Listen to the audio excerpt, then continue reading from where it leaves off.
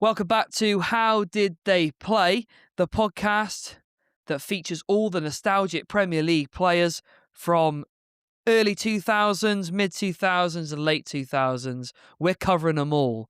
And as part of this one, we are going to decide which player goes into the LQQ based upon the teams that we support. So I support Arsenal, Connor supports Chelsea, and Adam supports Man United. So we've brought to the table a questionable quality player that may get into the LQQ.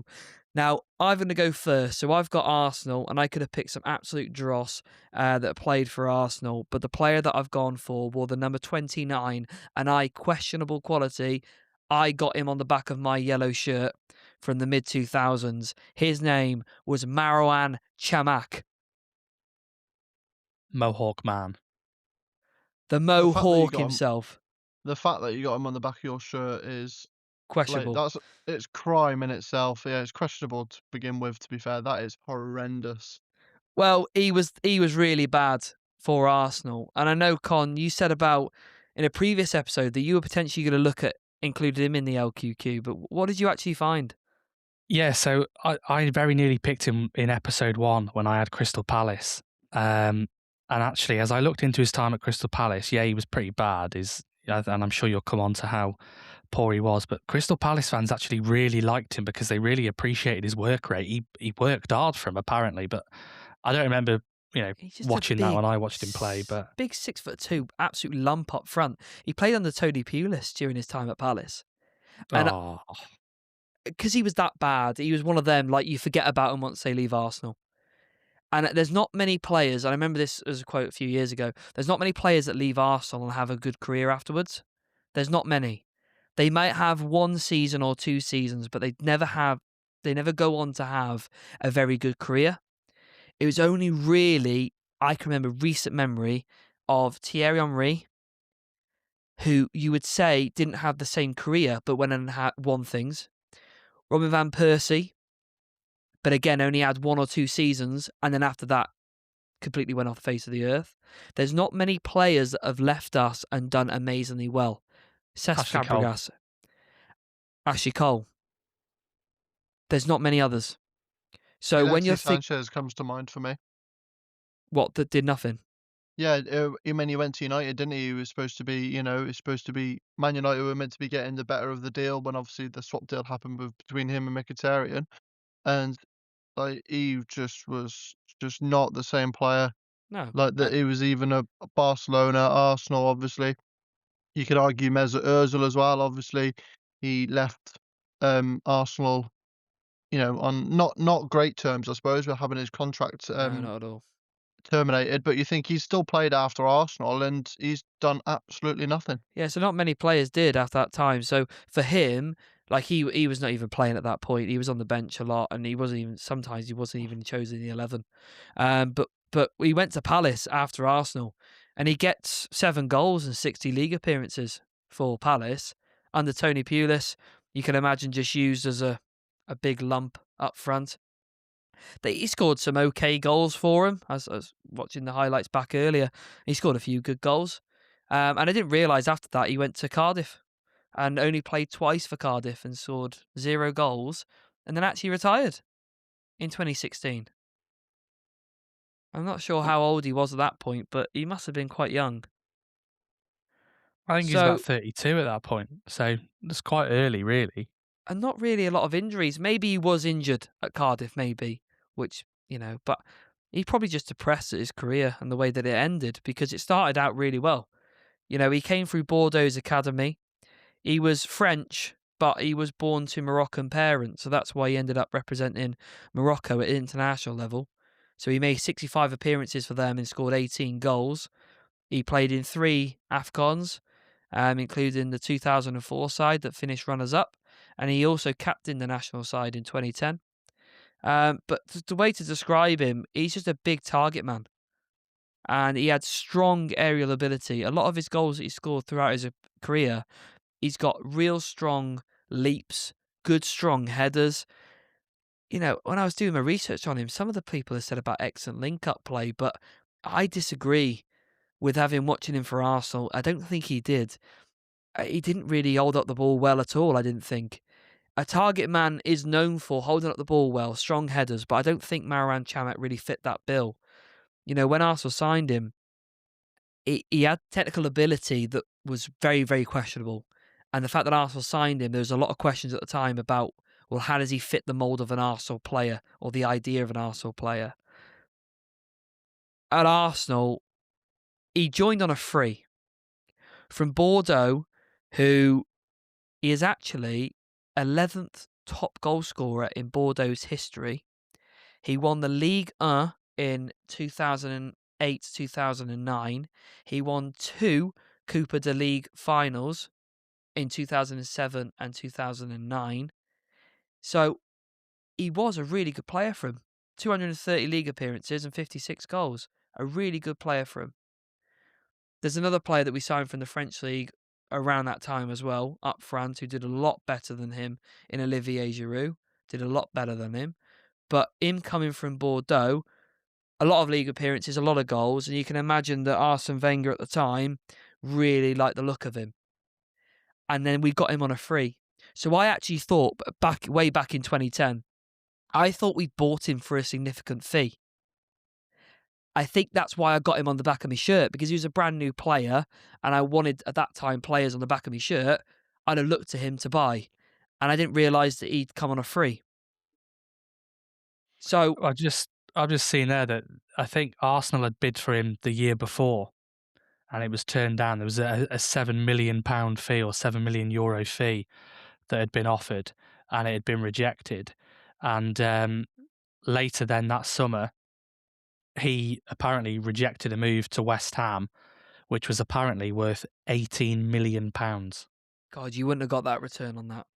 You wouldn't have got that. I mean, West Ham's history with strikers is absolutely, truly alive there, offering £18 million for Marouane Chamakh. They offered him a 4-year contract worth £3 million a year.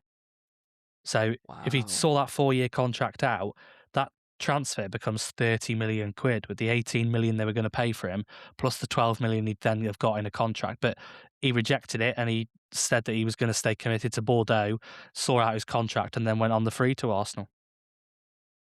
And that's what's crazy. So Bordeaux could have literally had 18 million quid, but they rejected to let him go on free. But I suppose when you're at that level of club, is that one season where they potentially qualify for a Champions League to get that money? Is it worth taking that gamble to go, right, if we keep him, scores us the goals, gets us there, that might be worth his transfer value?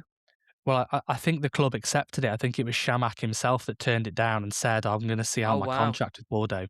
So Bordeaux are probably actually furious with him there, because they could have got 18 million quid for him and they got nothing. So he joins Arsenal. He made 40 league appearances, which is more than he needed. 8 league goals, which is more than I thought he'd scored. He scored 14 in all competitions. A lot of his goals coming in like the Carabao Cup. But he actually became, and a little bit of a stat for him, became the first player in Champions League history to score in 6 consecutive games. Wow. He scored the fastest league goal in Arsenal history. 37 seconds against Wolves. He's got a little bit to back him up here, hasn't he?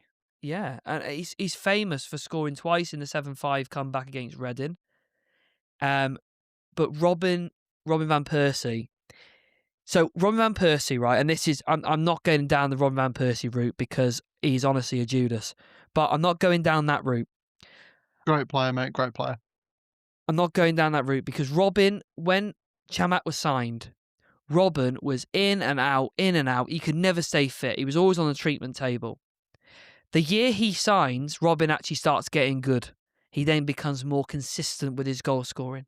And then he becomes oh my God, he was world class that year. When he scored, I think it was, I might be spouting rubbish here, but 35 goals I think he scored for us. I'm not sure.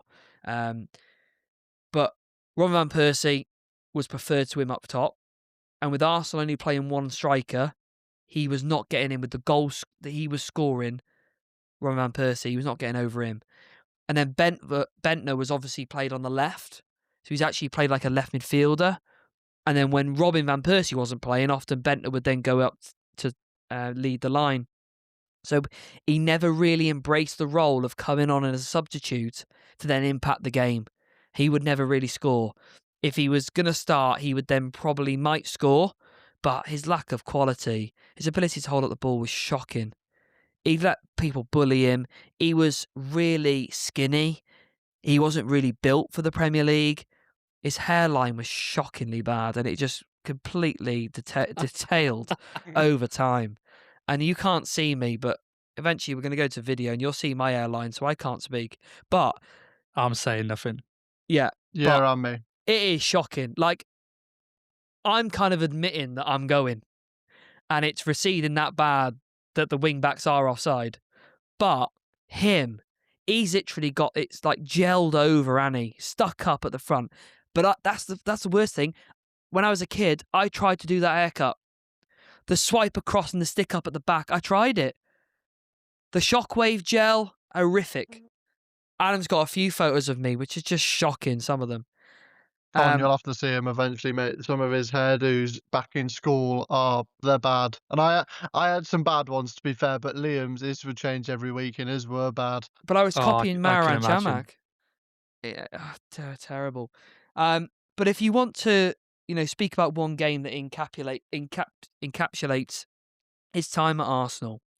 So it's the 1-0 win over Leeds United. Thierry Henry scored in that game. Unbelievable moment, one of the best moments of the Emirates era. On the bench was Marouane Chamakh. He probably thought it took Henry 10 minutes to score. Yet when he was on the field, he didn't score. So honestly, when he's on the bench watching Thierry Henry come on, you must think that's a proper striker. I'm not a proper striker.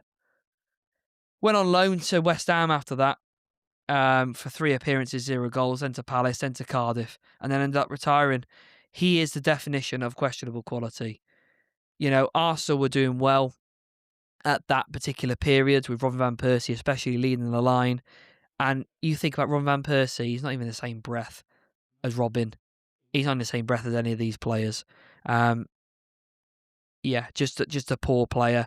He looked like he could have been a bargain, but he ended up for a free transfer, but ended up absolutely just collapsing, and his career just completely just went off the rails, like his haircut.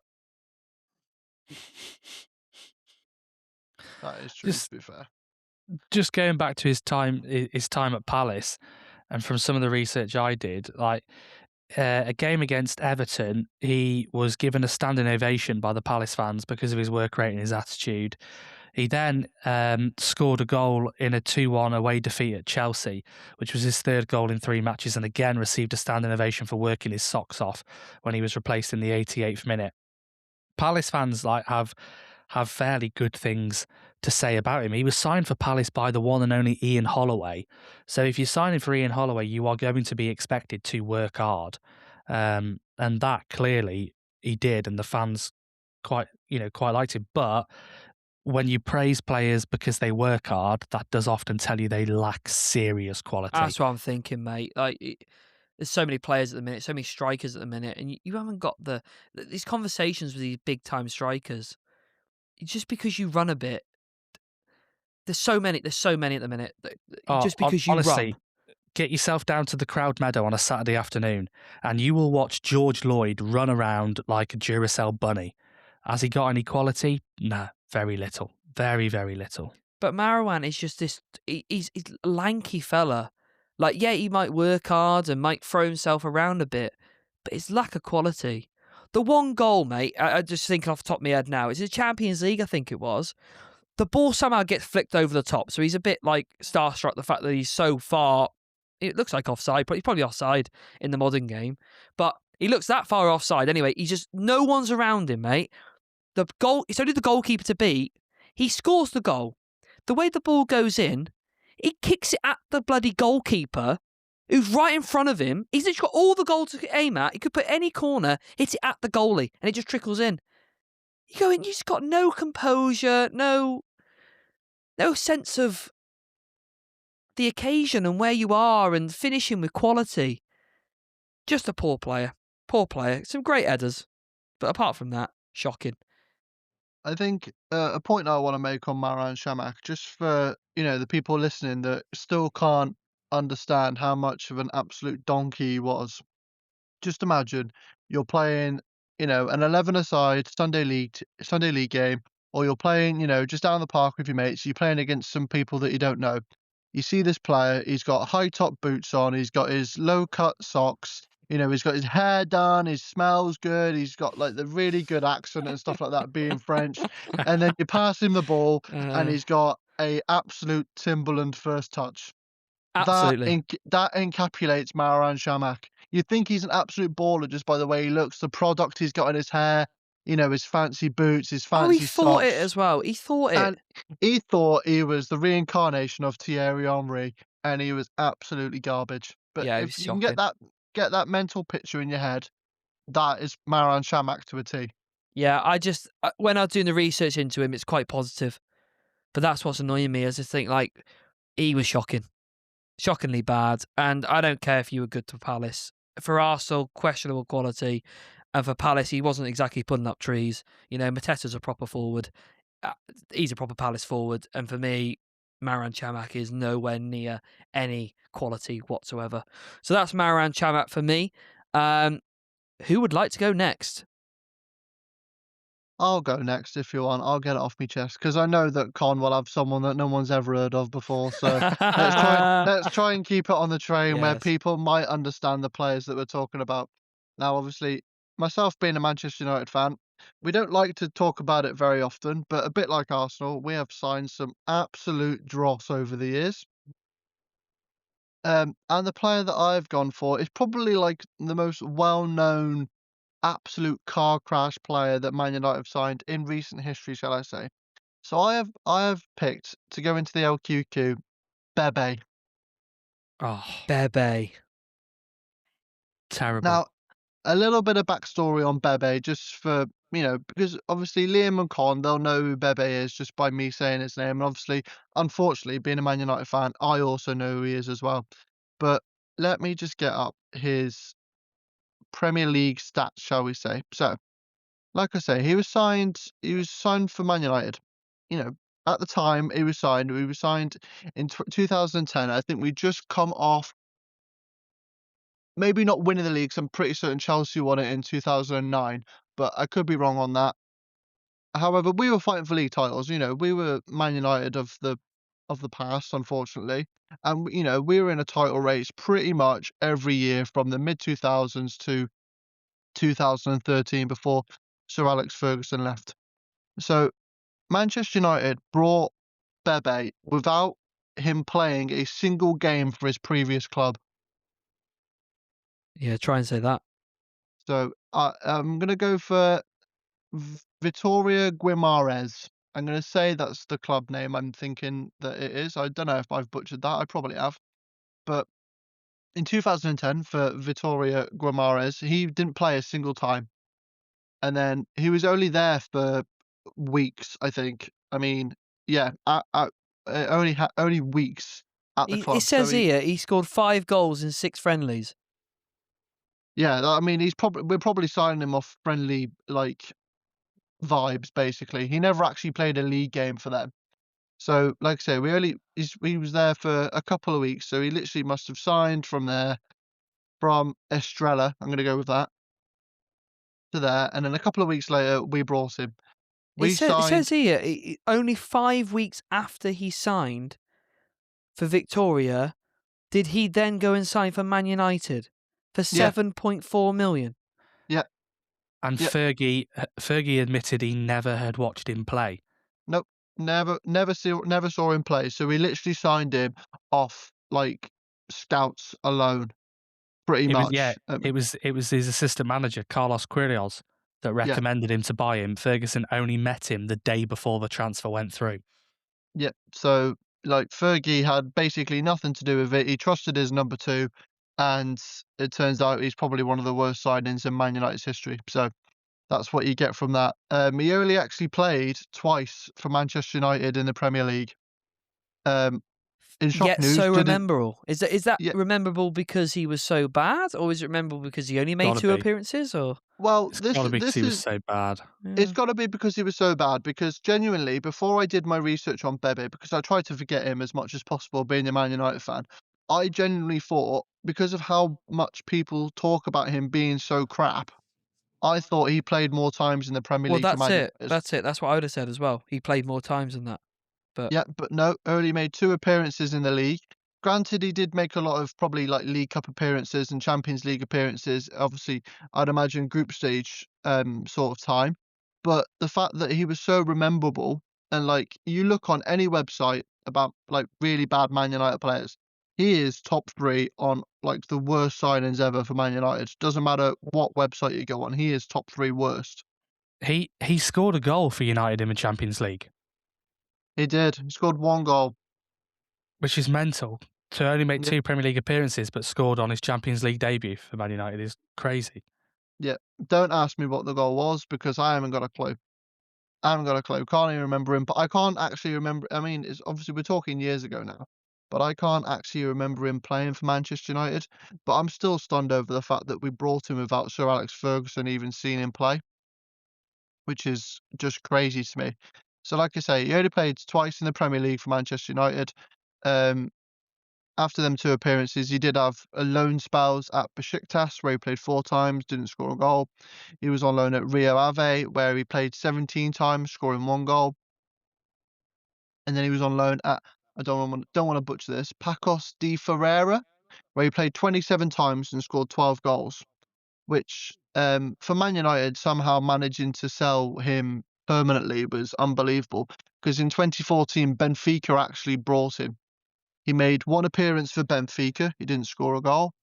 He then had, again, a couple of loan spells to Cordoba, where he played 18 times without scoring a goal. Rayo Vallecano, where he played 34 times, scoring 3 goals. And then, again, somehow made another permanent move to Eibar, where he played 31 times, scoring 3 goals. when he went to Rayo Vallecano in 2015, they got relegated. Yeah. So he played every single game, but they got relegated. Says it all. I mean, let's.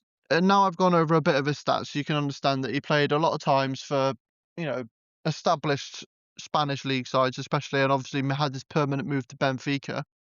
But he was not anywhere near like the level to even play anywhere near like Spain's top clubs. I mean, for example, right now he is currently playing for Ibiza. And you go, he's knows played. He the looks like parties up. a Rayo Vallecano legend as well. He is played a definitely lot. he played 100, not just including his permanent spell there. He played 117 times for Rayo Vallecano, but only scoring 13 goals in the league. Now, considering that Manchester United was supposed to bring him in as sort of like this, new wonder kid, maybe like a Ronaldo replacement long term. I mean, he's Portuguese for a start. He's a winger slash forward, obviously, like Cristiano was at his time, obviously at Man United and further on. But he just never even lived up to even that sort of like. I mean, obviously he's never going to live up to Cristiano Ronaldo, but like we even had wingers at Manchester United at the time, like Nani and Valencia, and he couldn't even get in over them. And I'm not saying Nani and Valencia are bad players by any means. I mean, they'd be nowhere near this league of questionable quality.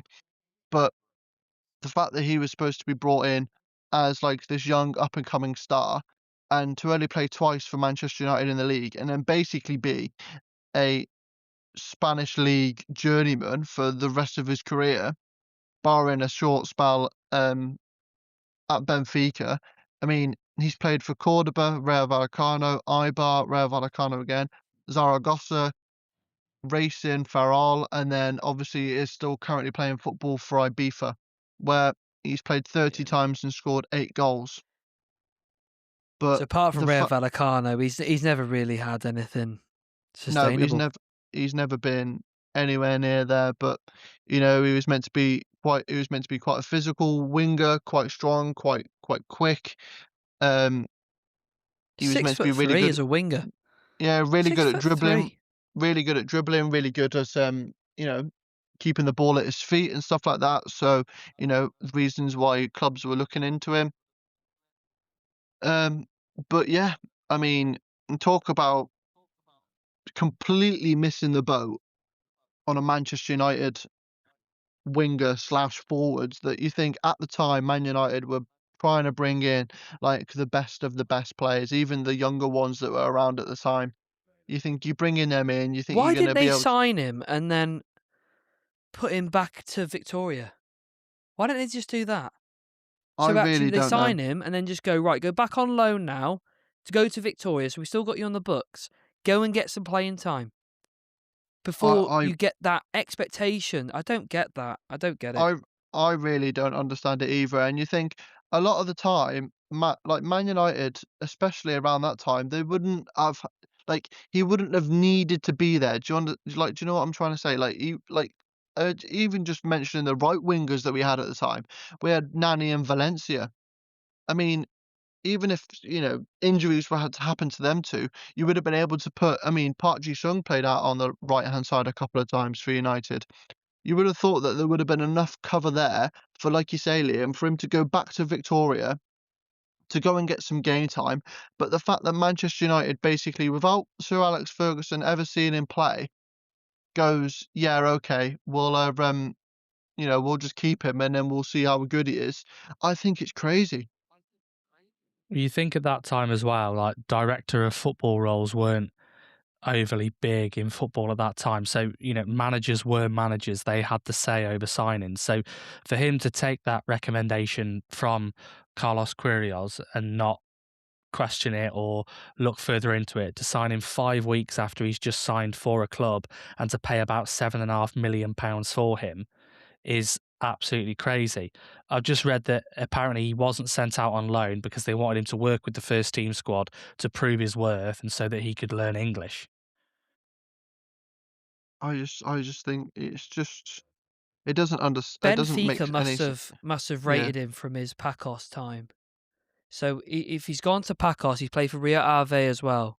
So he must be showing some kind of quality where Benfica think that he might get some minutes.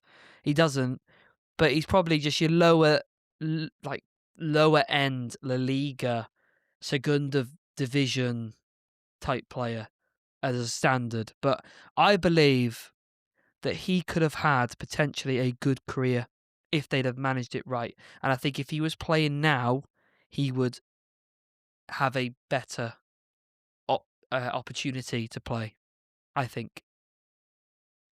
Because I clearly he might have been a I'm wonder kid and he'd been managed better. You would have thought so, and you think about the wonder kids that, have come through the ranks recently. They've been married. They've been managed very well. They've got a good team around them, obviously good like agents, family members, like even the clubs that will look after them really well. I mean, not necessarily brought in for a fee or anything like that, but you look at Max Dowman at Arsenal at the minute, obviously scoring that goal against Everton at the previous weekend. Obviously, all the fans are going crazy. And Liam, I know how much Arsenal fans do rate Max Dowman, but he's been looked after. I mean, just for an example on how to look after a young wonder kid like that, like you would imagine previous years, the kids would have done a post-match interview with the media talking about his goal and stuff like that.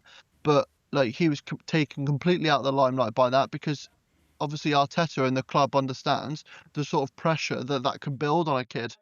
Whereas obviously when we're talking about Bebe Yeah, here, the comparisons for Matt Dowman at the minute are just stupid. So for yeah, Bebe at that time, he said about learning English. Like, or maybe just go and loan out to a club that has a majority of English speakers or a championship club where you learn your trade without the limelight on you. And I know it's different physicality, but the guy's 6'3". He ain't yeah, gonna be pushed around in a championship, is he? No. Stick no, him in the Football League. That's so many of these players now that are representing England at international tournaments have had loan spells or spells playing in the Football League. That's where they've got the bread and butter. That's where they've earned the stripes, is by But working then their way some up go the through the opposite, football don't they? leagues. Some go the Yeah. opposite. Like Saka has never been away from Arsenal. So unless you are that level and they think you can play that level and that's the only level that you know, they might think that's better for them. For Bebe's case, he obviously thought being a part of the training sessions was enough. But for me, like, it's just to learn English. That's not an excuse for me. I think you've either got to be playing or you can learn that at a different place. You know, like Wolves, the culture at Wolves and the Portuguese players that they had there, the culture they had there, perfect learning environment. You got the mixture of the Portuguese, you got the mixture of the English. There's probably clubs out there that speak English, but have a lot of a core of Portuguese players, so he still feels at home, but he's still on Man United's books without ruining his career, which is what's happened. You know, he's not been able to kick a ball. You know, for three seasons basically, he hasn't kicked a ball for anyone. He's only kicking a ball in training. It's not enough. No, it's So definitely not enough.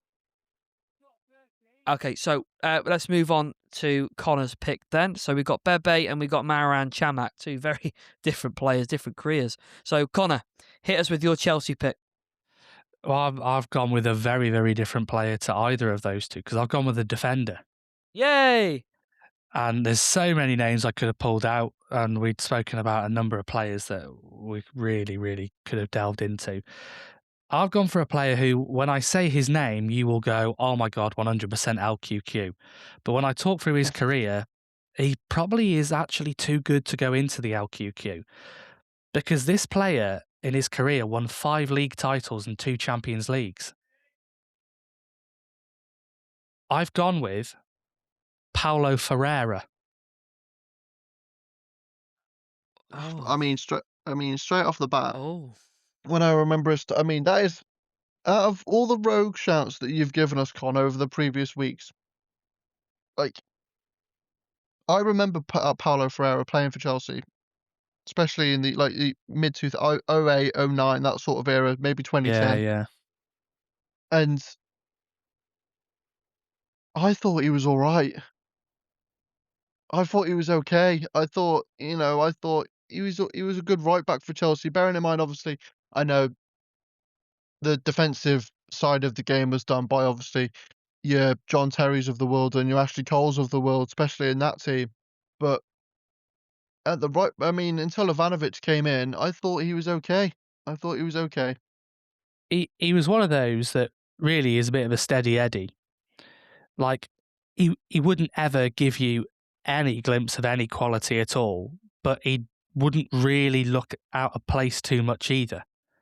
He was your very middle of the road, probably give you 5 or 6 out of 10 every week, but was one of those players that when I was growing up was just like, with the money that we've got and the team that we had, we could have had a much better right back at that time, surely. Much better right back. Is it kind of a similar vibe to Marouane, who played for Arsenal? So Marouane, who plays for Arsenal, when you think about back four, who won the Invincibles, Ashley Cole, Sol Campbell, you don't think about Marouane. Yeah, he was a massive key important part. He is absolutely, when you think of the Chelsea defence at this time, he is absolutely the weak link in that back four. He is the one that is not the strongest player within there at all. You know, when we had Gallas at left back, Terry and Carvalho as your centre half pairing, then you had Paulo Ferreira at right back. Those 4 players, Paulo Ferreira is absolutely the weak link. And so he probably didn't really ever get enough credit for the work that he did. But at the same time, like I say, he was just somebody that didn't really make too much of an impact when he played in a game. And you'd probably sometimes forget that he was playing at all. He was that very, very conservative fullback. He would rarely ever overlap. He would rarely cross the ball. He would rarely driver the ball. But his positioning and his defensive shape was fairly solid. But this was a time when he was at Chelsea, I think, when the role of the fullback started to change and it started to develop a little bit further for fullbacks becoming those sort of wing backs and to be more attacking and to get forward and to provide a little bit more for the players that were going forward. So his youth career, he had a couple of spells at, I'm going to absolutely butcher the names of these clubs here. Alcobideche, don't know if that's right.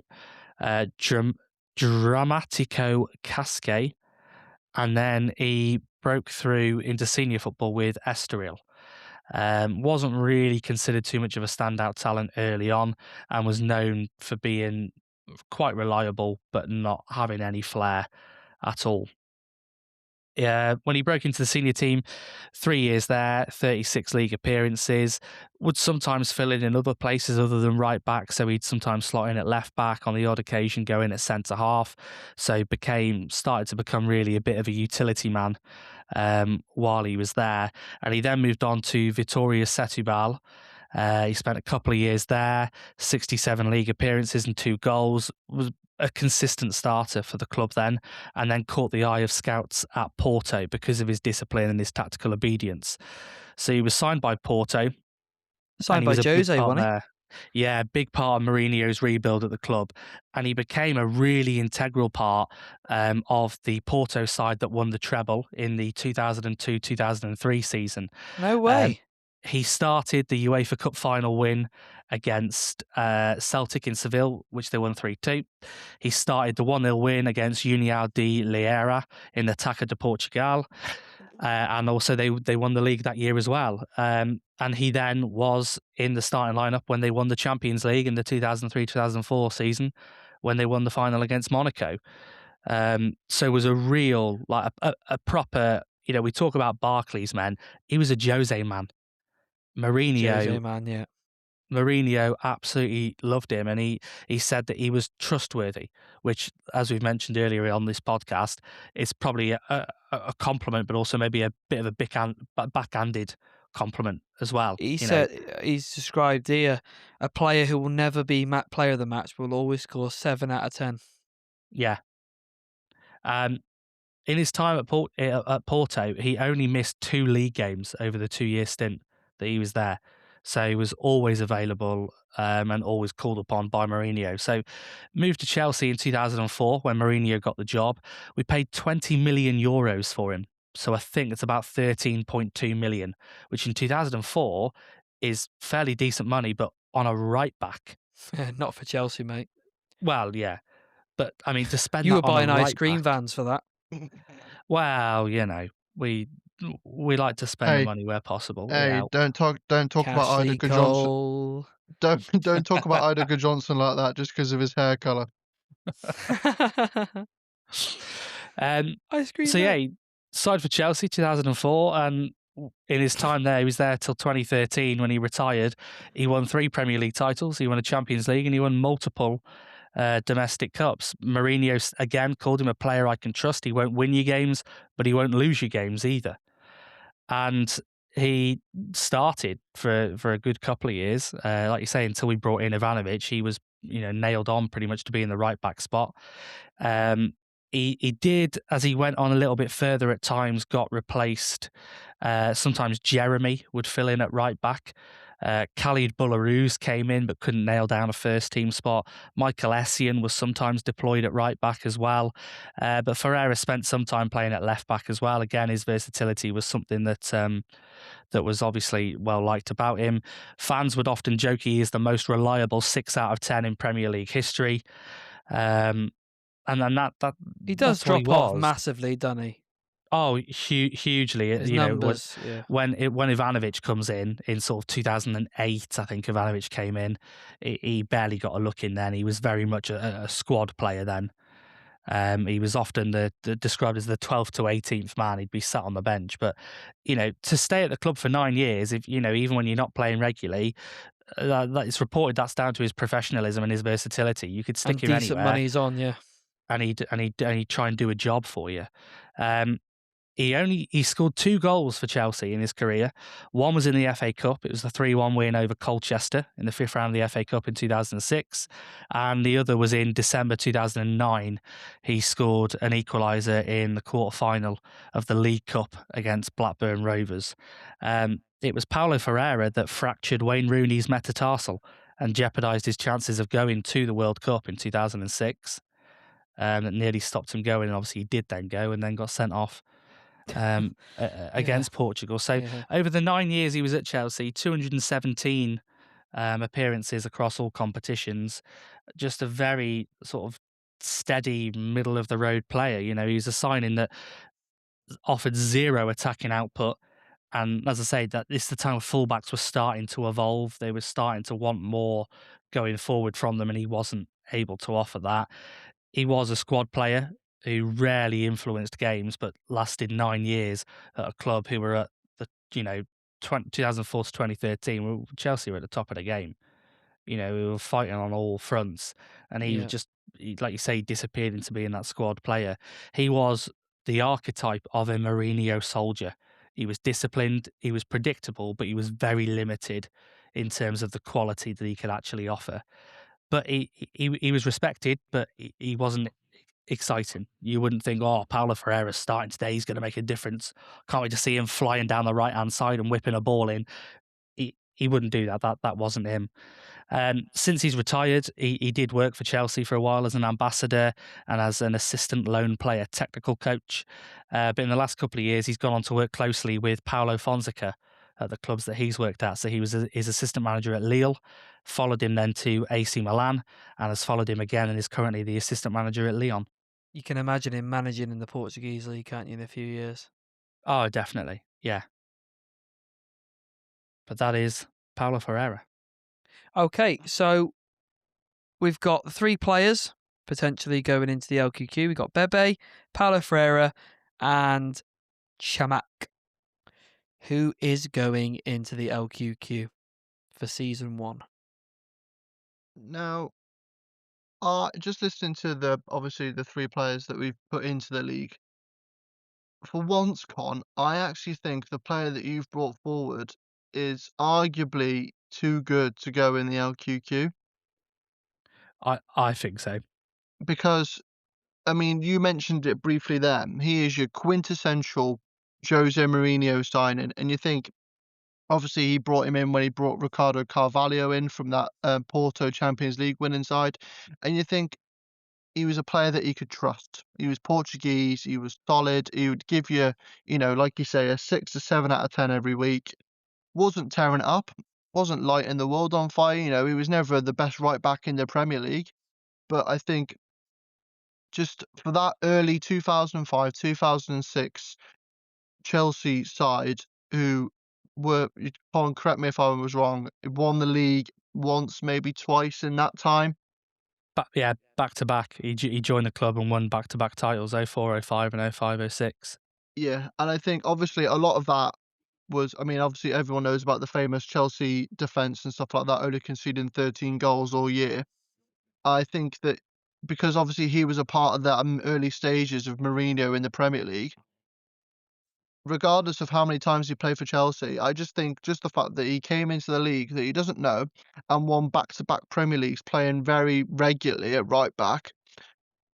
I mean, we spoke about some players that have nowhere near the appearances of Ferreira, nowhere near the accomplishments of Ferreira, which is why I think that I'm going to have to put him to a side, and I think it's actually down to Chamakh or Bebe. So just to say on Paulo Ferreira, I can see why you've picked him because it's more the after that, it's how he just drops off because Ivanovic basically takes over. Yeah. But he's not questionable quality. I just think Ivanovic is just better. Mourinho leaves, and then he's just a good person around the club and clearly becomes an ambassador of the club. So Paulo Ferreira, I think you've had a great career, mate, but not for LQQ, but a good solid career at Chelsea, especially in the mid 2000s. So that's then either Bebe or Chamakh. I'm leaning towards Bebe. I'm leaning towards Chamakh. I'm leaning towards Bebe because of his 2 appearances. I'm leaning towards Bebe because his career afterwards, he's been mismanaged. He's never hit the heights at all. But I understand on the other side of Chamakh is he played a lot, but he's bad. So yeah, that's what puts me towards Chamakh is that Bebe only actually was given 2 Premier League appearances, and whilst yes, he was dreadful, Chamakh was consistently dreadful at a number of clubs in the Premier League and never proved any worth at all, really. No. He's up there with one of the worst players to ever play in the Prem, I think. I am on the fence about both of them. Obviously, Bebe, I think it's just the backstory.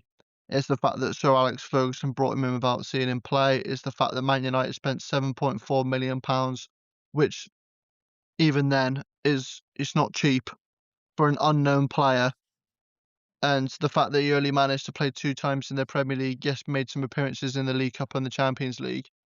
But regardless of whether it was Premier League clubs or anything like that, you look at his club list after leaving Manchester United, even at Rayo Vallecano, he played over 100 times for them, but couldn't get anywhere near the return that he should be getting for The a promise that he big, was originally shown. That's the for a thing we're big, going for. solid, 6'3", quite quick winger, could be good with the ball at his feet. And you think, even Rayo Vallecano when they were relegated and stuff like that, like he should be tearing it up. Rio Ave, when he was on loan there, should be tearing it up, should be getting some goals. I mean, I know that they're not the Benficas and the Sporting Lisbons of the league, but you would have thought that he would have been able to contribute a bit more. Even his time now at Ibiza, he's played 30 times, but scored 8 goals. I mean, who's he playing against week in, week out when he's playing for Ibiza?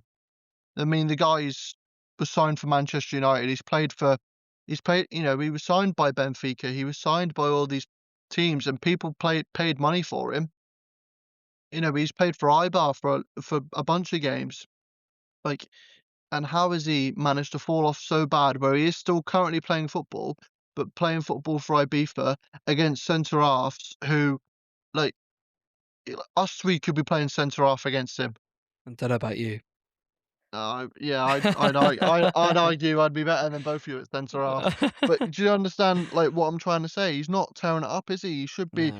and he should be, with the promise that he was, that he was touted for, with the size and the build of him and his apparent technical quality. He should be tearing it up, and he should have been tearing it up in La Liga because you would have thought that would have suited him more. Would have been more Portuguese-speaking players. The football probably would have suited him a bit more. But it doesn't matter where he's gone, he has not lived up to any expectation whatsoever. I'm looking at the list of the players that are in the LQQ right now, but this is the problem. I'm leaning more towards Chamakh. I am, because of the other strikers that we've got in the pod, and I think he's bad, and I think he's arguably as bad as them. But I understand the Bebe shout. I think Bebe's more a career questionable quality than the Premier League questionable quality. I think Chamakh outside of the Premier League was actually quite good. He was quite good for Bordeaux. But the thing is, I can see him playing, and he was bad. So that's all I can go off. If I was going to say, I'd go for Chamakh. Con? I'd go Chamakh. Adam? Do you know what? I agree with your statement in terms of his career was questionable rather than his time in the Premier League was questionable. I mean, it was all questionable, but obviously if we're talking about Premier League footballers, and I remember Marouane Chamakh playing for Arsenal, he was absolutely pony. So I have got no problems with him sitting in the LQQ. And So also, Marouane Chamakh, you have entered the LQQ. Tune in for the next episode where we decide where they rank in terms of questionable quality. Take care.